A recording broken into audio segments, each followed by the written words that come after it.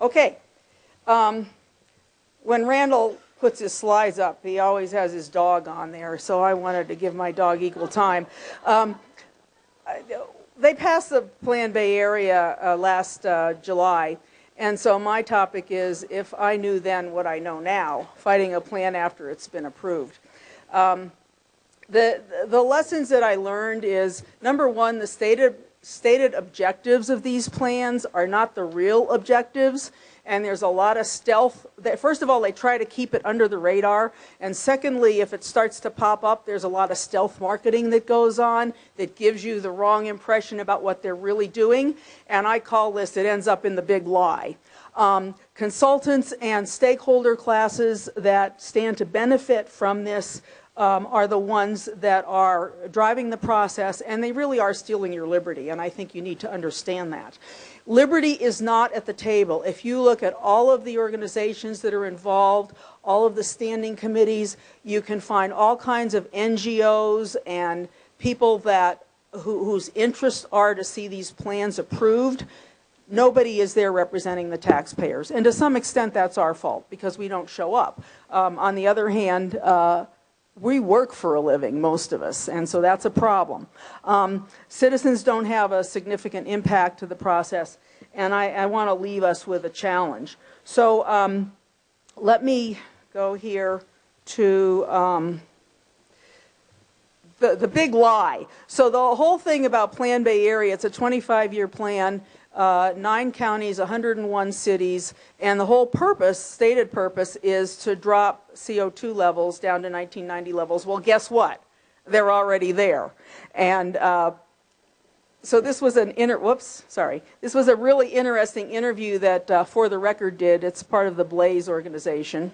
Supporters of Plan Bay Area acknowledge the goal of lower emissions is being met without redesigning entire communities. But they say the law is also about better government. Whether it's intended or not, it may have been greenhouse gases or other things that motivated SB 375. What has resulted is in a very collaborative plan between local government and the region. Opponents of SB 375 and Plan Bay Area say this is another attempt at manipulating society through social engineering. From an engineer's perspective, well, yeah, that makes sense, you know, so, yeah. And so just, maybe it's social engineering, but it's the good kind of engineering. It's a good kind of social engineering. So there's the agenda. Now, we fielded a heck of a lot of people. We came into this process late. We fielded a heck of a lot of people at the final vote. It was July 18th, 2013. I remember it well. That's all of us standing up there. And the lady in the pink shirt, Kirsch, she's the head of Citizen Marin. That's all the Marinites there, and they don't want to be associated with us, but they're very happy to be on the same side in terms of these protests. And I thought the irony of the whole thing was that Plan Bay Area was approved on the same day that Detroit declared bankruptcy. So, sustainable Detroit, right? And the interesting thing is that there was an article in the Berkeley Daily Planet. Now, you can't get much more on the other side, maybe politically, than some of us are. And they called Plan Bay Area a shocking theft of our democracy. And that really is a true statement. And I want to point out, a lot of people don't get it yet. We keep talking about regionalism. What is really the underlying issue of regionalism? And this comes from a University of Wisconsin law school, that the new regionalism is a response to the failures of local government. I didn't know local governments were failing. And it's a new form of governance. Governance is a key word here that you have to understand.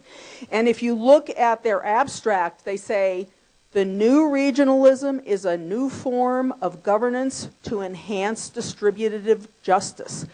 Everything about these plans is social equity. Everything about these plans is wealth redistribution and distributive justice. And you need to understand that that's what's going on. And if you think the University of Wisconsin is way out there, this is a quote from the Department of Transportation Mega Regions Report 2011. The new regionalism proposes an institutional shift from government is representative, it's what we know, to governance. That's a bunch of bureaucrats making decisions and driving your life. And it emphasizes public and private sector partnerships and joint ventures. The emergence of multi-level governance may provide a framework for governing mega regions. This is serious stuff, folks, and a lot of people don't get it yet because they're just looking at the plan.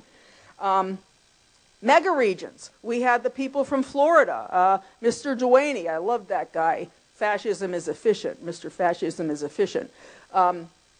So you got to understand, regional government is not self-government. Governance, you'll hear that term thrown around a lot, is not self-government. And we either have to restore local government or you're going to submit to global governance, because the bottom line, and this is not a conspiracy theory, if you read the literature, the next step is regional government and then global governance. So that is a real critical issue. And it's basically the loss of local control. And how did we change things in the Bay Area and get more people involved? We focused on the issue of local control. And whether they understand it or not, and most of these politicians have no friggin' clue, whether they understand it or not, they are, by going along with these plans, they are essentially writing themselves out of a job. Because you will effectively get to the point where city councils and county commissioners will become irrelevant to the whole process. Everything's being made at the regional level by unelected boards. And that's another thing, it really pisses them off. We keep standing up in front of them saying, you are not elected. Well, but we're elected officials, but they're not elected to these positions, and you have no way to vote them out. There's no ballot that you can go to say, we don't want what you're doing. So let's talk about citizen activism. Now, this is really interesting because we lost. They approved the plan, but we did have an effect on them. And I love this because in July, or in May, they had a whole meeting of the Association of Bay Area Governments, which is our regional entity. And one of the topics was, how do we talk about Plan Bay Area 2017? Because unfortunately for them, this comes around on the guitar every 4 years. It's got to be reapproved. And so they think they're just going to make some minor tweaks, but we've got additional other ideas for them. And so they did a whole series on how we talk about the plan. It's up on my YouTube channel. If anybody's interested, there's cards back there that show my YouTube channel and my email list and everything. Feel free to get on it. So they did a section on what went well, and they talked about priority development areas were placed by local governments. Now, priority development areas are basically stack and pack areas. And these are areas that are defined as according to the regional people, the city councils make a decision on the on the PDAs. The only decision they make is where to put it. They don't have a choice of putting in a PDA. So this is not local control, although they say it. And they also say that the plan is not set in stone. It has to be organized every 4 years based on local experience. This is another lie. I mean, these people are basically dictating to the city councils what they're going to do, and if you don't comply, you're going to lose your funding. And they reinforce all local decisions remain under local control. That's absolute, complete baloney. What didn't go well? Well, they said they used insider jargon, and that people felt that they were being pre-sold a set of one-size-fit-all plans. Well, actually, that's true. And so the bottom line is, if you translate bullcrap to English from these two sessions of what worked well and what didn't work well, the bottom line is they think all of us are a bunch of stupid people and we're standing in the way of progress, and you just need to get out of the way because they're our betters and they know better how things should work. Now, the thing that really got the Marinites going, and this is one thing that, you know, on some level, once this stuff starts happening, it's almost too late. But this is what really got our guys up in Marin involved, and this is called WinCup. And all of this is in the city of Corte Madera. Corte Madera withdrew from the Association of Bay Area Governments because of this project. People saw this and they went, oh, crap. This is coming to my town. And so Susan Kirsch's group, it's called Citizen Marin. It's an amalgamation of a whole bunch of groups. They got together. They have red T-shirts. It says MAD, Marin Against Density. No more WinCups. Big money bid. This is the back of the T-shirt. Now we're thinking about taking this same shirt and doing it for all 9 Bay Area counties and just having your county name across the top. I think the people in the public sector are going to get really upset when we show up like this. Here's our Marin guys.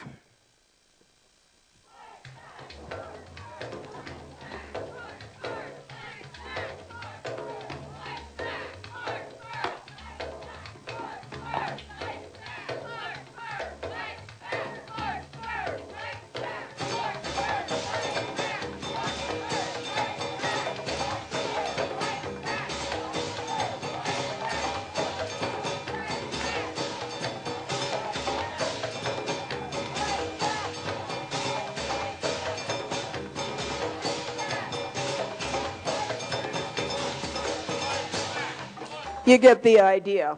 Okay, so, and Larkspur is a town that's also in Marin. And they wanted to do something very similar with Larkspur that the Wind Cup project was. And 700 people showed up at the Planning Commission meeting.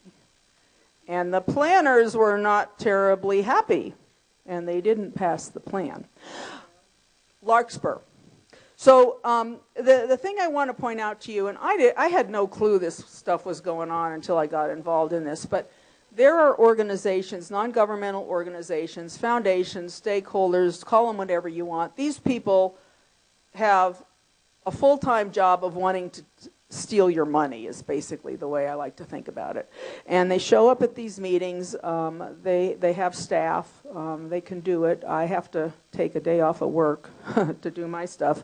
So this is what it looks like. And if you're sitting there as a politician and you see all these people standing there saying, "I want equity and I want this plan because I'm going to live better than the poor sucker that's working for a living," what do? They back off and they go with these people. And I want to give you an idea of the arrogance of these people.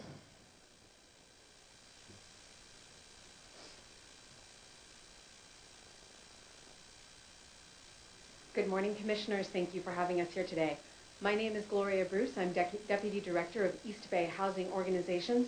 I'm also a proud member of the Six Winds Network. Six Winds folks, hold your signs up high. I know there's a lot of us in the room. We want local transit, and we want affordable housing everywhere we need it, and we want protections against displacement.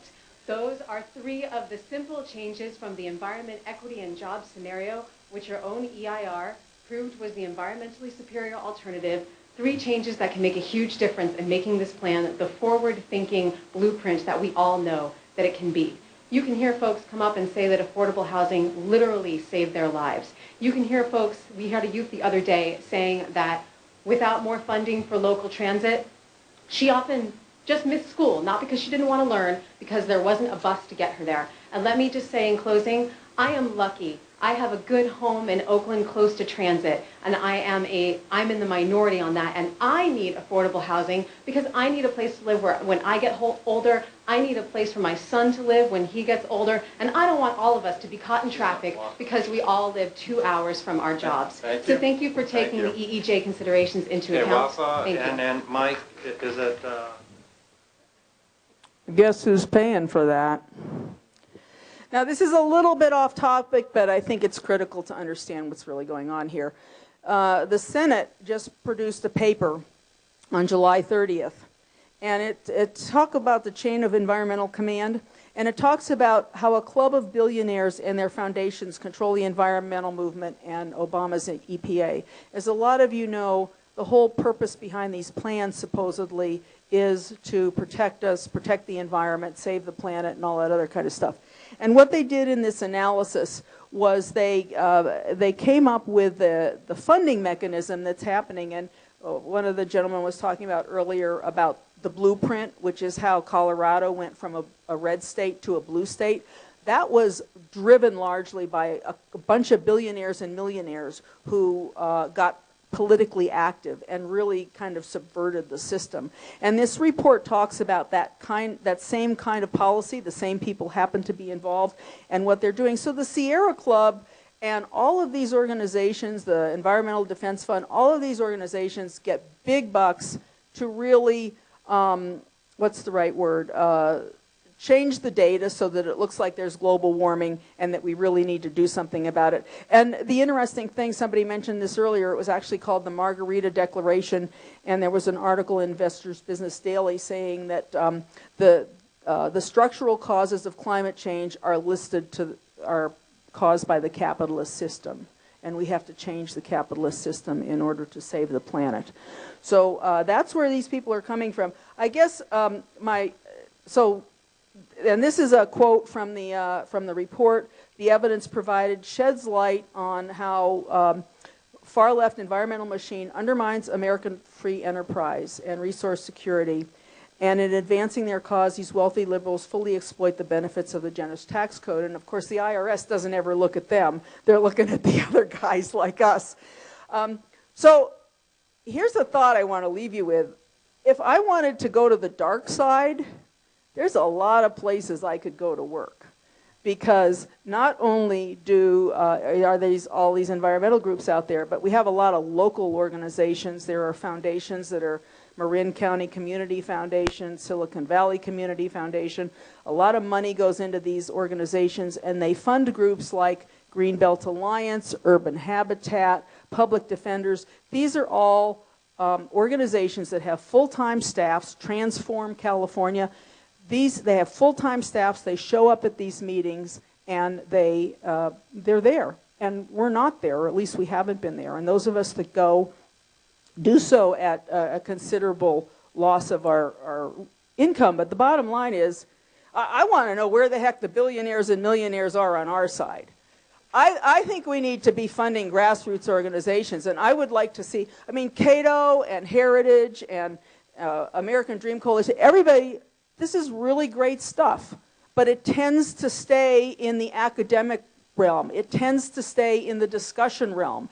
If you look at the Plan Bay Area and what happened in the Bay Area as a model, there's a lot of things that we could teach to everybody throughout the country so that you're not reinventing the wheel, and so that we can all get together and really fight this stuff. Because I have to tell you, liberty is on the line, and this is not a joke. This is war.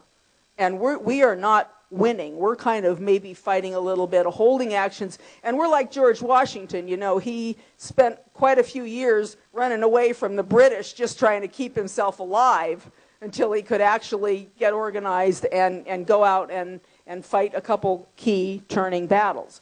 And I think that's where we are. So the challenge is fighting the system. How do we fight the system, and how do we fight it effectively? And I think I've had a conversation. Peter Singleton did the presentation about Plan Bay Area. He's the lawsuit guy. And we've had a lot of discussion about, okay, what do we do next as a grassroots movement? And one of the things that tends to happen, or it's happened in the past, is that once they realize that once we're on their radar as people that are in opposition, what they try to do is co-opt you. They offer you a position on the board or whatever, and there's a tendency for people to kind of accept that. And so there's part of it where you have to be involved and be there so that you get your voice heard, but you can't be co-opted, because that's exactly what they will try to do. So if I knew then what I know now, I will tell you, politicians don't represent you. There's an ecosystem of takers out there. They are very active. They are very well funded. They have nothing to do but vote for a living, which is vote away your living. Voting and paying taxes is not enough. You got to get out there and confront the issues. And it's difficult. We're fighting against very high odds. But you know what? What's the alternative? I don't want to see, I don't even have any kids, but I don't want to see future generations living under the kind of tyranny that I see coming, all in the name of helping us out and doing good. I think there's a quote that from C.S. Lewis, and I'll just paraphrase it because I don't have it here, but essentially he said that the worst kind of tyranny is the kind of tyranny that's been instituted for your own good. And that's really what we're looking at here. So take the fight locally. Most of the city councils and county supervisors don't even realize, I mean, even if they're aware of Plan Bay Area, they have no idea that they're getting themselves out of a job. So take the fight local, expose the lies, raise an army, and nobody's in charge of our army. The Marin guys do their thing, and we do our thing, and everybody. Now, we do have a coalition that meets every other month, and we get together in person to kind of share ideas and help each other out. A lot of us are active in social media, so we're sharing videos and things like that. And that's pretty much it. If I knew then what I know now, our liberty and the American dream are under threat. And if you're going to sit on the couch, you know, government goes to those who show up. And if you're going to sit on the couch, we get what we deserve, which is not going to be a happy outcome for our children and grandchildren. Thank you very much.